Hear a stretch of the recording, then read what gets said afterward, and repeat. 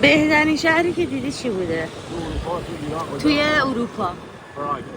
پراگ. وای همه اینو به من میگن، همه دوستای خوبم اینو به من میگن. پراگ یکیه واسه من ببین میگم من این همه رفتم توی همه جا رو گشتم. ببین چند روز پیش رفتم فلورانس رو دیدم، انقدر خوشم اومد و دوستم به من میگفت ببین یه روز برای فلورانس بس. آخرش گفتم یزدید تو به خدا 1 سالم برای فلورانس بس نیست. من خیلی فلورانس رو دوست داشتم، من خودم شخصا حالا پراگو ندیدم ولی فلورانس رو خیلی دوست داشتم. وایبش خیلی عجیبه. یکی داداش رو نگاه خیلی نه خیلی من پراگ رو دوست دارم ببینم. پس ببین آقا مقصد بعدی پراگ، هر کی نره پراگ بره بگاد.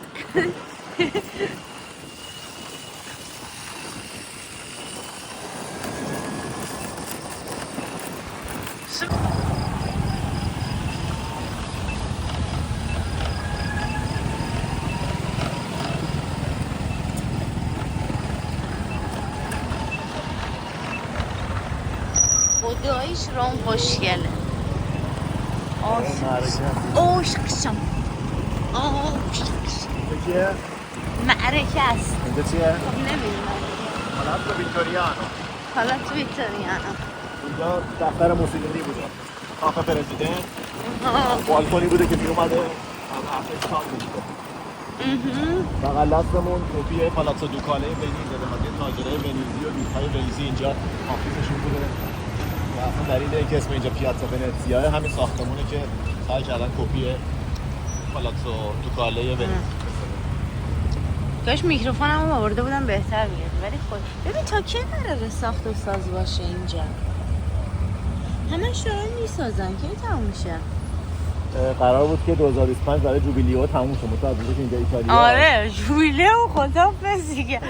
ولی خسته و گفته ولی شیفته میگم ولی جوبیلیو خیلی دهن ما رو سرویس کرد، خیلی اذیت شد. او داره اذیت میکنه. من میگم تو مترو تو اتوبوس پر بودن، یعنی اصلا نمیخوام راجبش صحبت کنم. من فکر هیچ کس هم تجربهشو نداشت، هر 25 سال یه باره بودو مامور دنبالش کرده بچه این.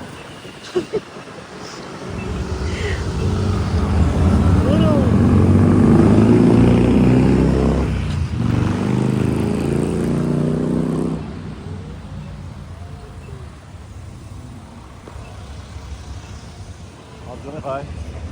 آره بگیریم. من این باره کار میکنم. پاسدار خوشگلی. آره خوب بودن.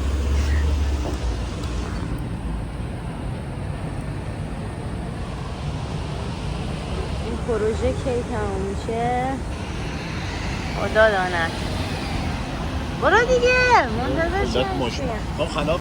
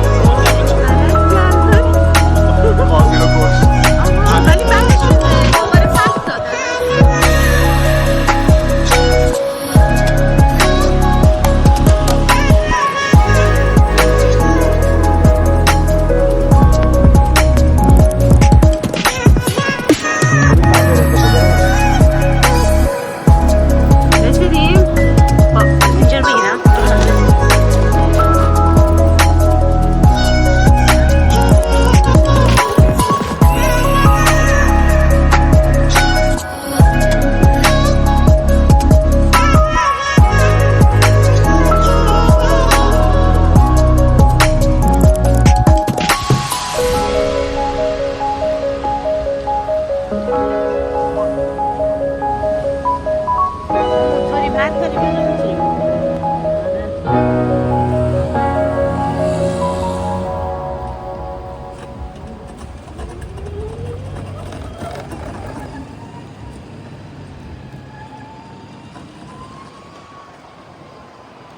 چقدر باحال، اینو نگاه کن، شاخ داره.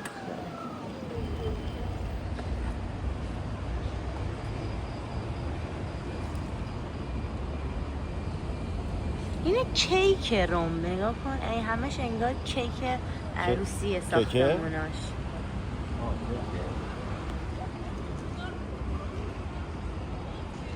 کریسمس دارم آماده میشم.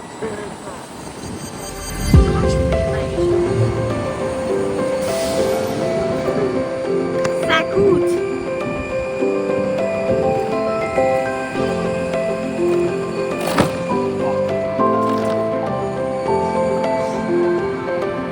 چراغ زرد خود میکنی؟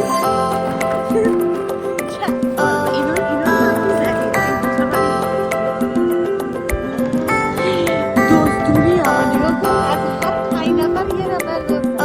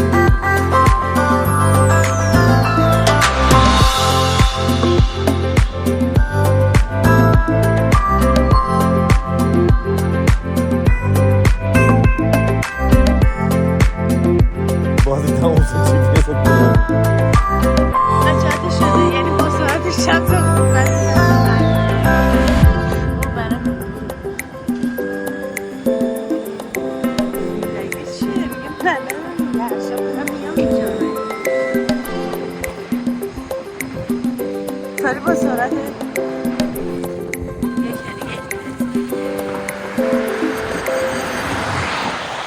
اینا رو ای وای دیدی چی شد؟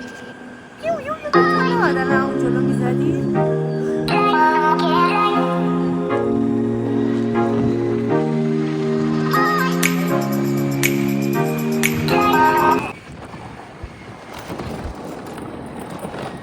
همش زدن.